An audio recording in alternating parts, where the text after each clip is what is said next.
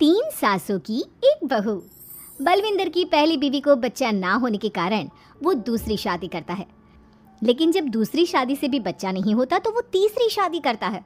और तीसरी शादी करने के बाद भी जब उसे संतान का सुख प्राप्त नहीं होता तो वो डॉक्टर को दिखाता है और फिर बलविंदर जी, दोष आपकी बीवियों में नहीं, आप में है। आप में ही कुछ मेडिकल रीजंस की कमियां हैं जिनके कारण आप कभी भी किसी बच्चे के बाप नहीं बन सकते। अरे बाप रे, ये तो घोर समस्या हो गई। एक बच्चे का बाप बनने का मेरा सपना था और आज वही चूर चूर हो गया। तीन बीवियों में पहली बीवी इंद्राणी, दूसरी बीवी सुधा और तीसरी बीवी कलावती। मुझे एक माँ बनने का सौभाग्य प्राप्त करना है। मुझे भी, इसीलिए तो मैंने शादी की थी। अरे लेकिन अब किसे पता था कि हमारे पतिदेव में ही कमी होगी। अब हम क्या करें? हम एक बच्चे को गोद लेते हैं। तीनों एक बेटे को गोद लेते हैं जिसका नाम प्रमोद रखा जाता है। 20 साल बाद अब तीनों भी बूढ़ी हो चुकी होती हैं। बलविंदर भी बूढ़ा हो चुका था। प्रमोद एक अच्छी नौकरी करता है। उसकी शादी की उम्र हो चुकी थी, इसलिए तीनों माएँ प्रमोद की शादी पाखी नाम की एक लड़की से करा देते हैं। शादी के बाद बहू पाखी की पहली रसोई की रस्म की बारी आती है। मेरी प्रिय तीन सासू माओ, आज मेरी पहली रसोई है। बताइए क्या बनाऊं? क्या पसंद है आप तीनों को? बहू तू ना कढ़ाई पनीर, सूजी का हलवा और पुदीने की चटनी बना दे। अरे नहीं नहीं, ये क्या पसंद है? अरे पाखी बहू, तू छोले भटूरे, सरसों दा साग और मक्के दी रोटी बना और पंजाबी लस्सी भी बना दे। ओफो, सच में मेरी सौतनो, खाने के मामले में तुम्हारा टेस्ट और चॉइस दोनों भी बकवास है। बहू, नॉर्मल सिंपल सात्विक भोजन बना दो और हलवा पूड़ी खीर का भोग चढ़ा दो भगवान को मंदिर में। अरे कैसे तुम दोनों अपनी मनमानी कर रही हो? मैं तुम दोनों से पहले आई थी बलविंदर जी के जीवन में, और तुम दोनों से उम्र में भी मैं बड़ी हूँ। इसका मतलब मैं पाखी बहू की बड़ी सास हुई? नहीं, उम्र बस एक अंक होती है। मैंने सबसे ज़्यादा देखभाल की है प्रमोद की, इसलिए मैं एक सास होने का ज़्यादा हक रखती हूँ। पाखी बहू, तुझे मेरी बात माननी होगी। नहीं, तू मेरी बात मानेगी। जो मैंने कहा है वही तू करेगी। नहीं, मेरी बात मानेगी वो। नहीं मेरी। तीनों सास आपस में चिल्लाने लगती है और फिर वहाँ पर बलविंदर और प्रमोद आ जाते हैं। अरे ये क्या बिल्लियों की तरह लड़ रही हो तुम तीनों सास? पाखी बहू को घर में आए पूरे 24 घंटे भी नहीं बीते हैं। बाकी तुम एक काम करो, तीनों माओं की कही गई डिशेस में से हर एक की 50-50% डिशेस बना दो। लेकिन लेकिन लेकिन बस, अब प्रमोद ने कह दिया सो कह दिया। तुम तीनों अब झगड़ना और बहस करना बंद कर दो। पाखी तीनों सासों की कही गई आधी आधी डिशेस बनाती है और इस तरह अपनी पहली रसोई की रस्म पूरी करती है, जिसके बाद उसकी तीनों सास उसे शगुन और नेक देती हैं। फिर एक दिन, अरे पाखी बहू, तुमने अपना सारा काम निपटा लिया है ना? तो जरा यहाँ आना। मेरे ना घुटनों की मांसपेशियों में बड़ा दर्द हो रहा है। जरा तेल या बाम से मालिश तो कर दे बेटा। तभी वहाँ पर इंद्राणी और कलावती भी आते हैं।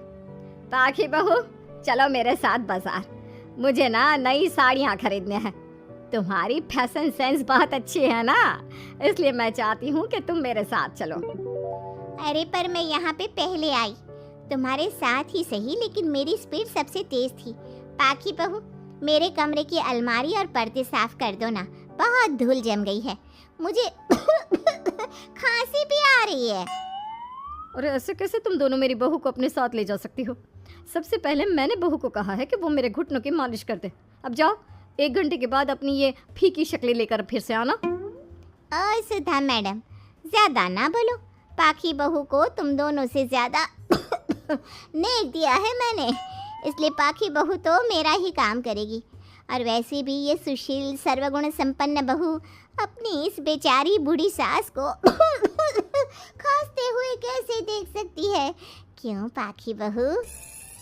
हाँ, पर नहीं पाखी बहू, तुम इन दोनों की भावनाओं के जाल में मत फंसो। और रही बात शगुन और नेक की, तो रिश्तों को प्यार के भाव से तोला जाता है, ना कि पैसों के भाव से। मतलब कहीं के। ओ इंद्राणी, ज्यादा मत उछलो। पता है कौन कितना मतलबी है। उफो, अब फिर से आप तीनों मत शुरू होइए। मैं आप तीनों की काम करूंगी, लेकिन बारी बारी। सबसे पहले सुधा सासू माँ का, फिर कलावती सासू माँ और फिर इंद्राणी सासू माँ का। इसके बाद तीनों सासों में फिर से लड़ाई और कहासुनी छिड़ जाती है।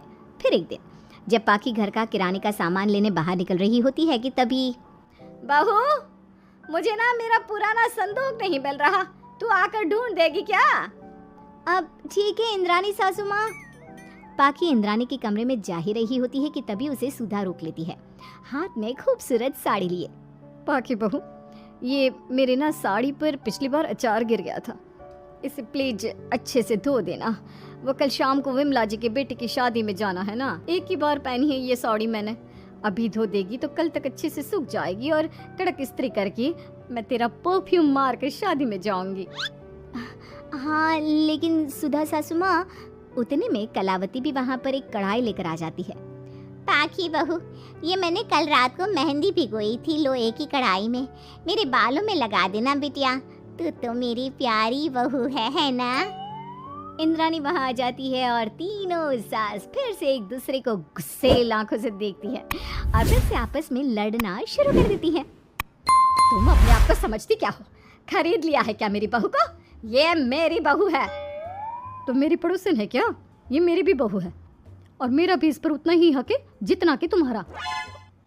तुमने खरीद नहीं लिया है ना, तो ये मेरी है, सिर्फ मेरी इकलौती बहू मेरी पाखी, मेरा ही काम करेगी। क्यों पाखी? नहीं नहीं, ये मेरा काम करेगी, पहले मैंने आवाज लगाई थी। तुम दोनों तो ऐसी बहू पाने के लायक भी नहीं हो। हट जाओ तुम दोनों और खुले मैदान में जाकर एक दूसरे से लड़ो और नोचो एक दूसरे को, लेकिन पाखी बहू तो सिर्फ मेरी ही सुनेगी और मेरे ही आदेशों का पालन भी करेगी। तीनों सासों के बढ़ते झगड़े को देख पाखी अपना आपा खो देती है और जोर से चिल्ला पड़ती है, बस बहुत हुई आप तीनों की तू मैं। अरे रोज ना ड्रामा लगाती रहती हो, 50 साल की बूढ़ी औरतें हो गई हो, फिर भी बच्चों की तरह लड़ती रहती हो। अब बस बहुत हुआ, अब तो मैं आप तीनों में से किसी की भी बात नहीं सुनूंगी और मैं जा रही हूँ ये घर छोड़ के। अब मुझ में और सहन शक्ति नहीं बची, मैं चली। अब लड़ो झगड़ो, एक दूसरे को मारो पीटो नोचो, जो करना है करो। पाखी अपना सूटकेस लेकर घर से बाहर निकलने लगती है।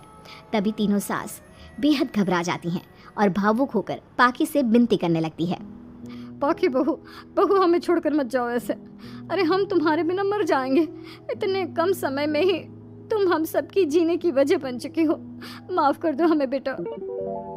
हाँ पाखी बहू, हम आइंदा से कभी नहीं लड़ेंगे और हंसी खुशी मिलकर बात करते रहेंगे, वादा करते हैं।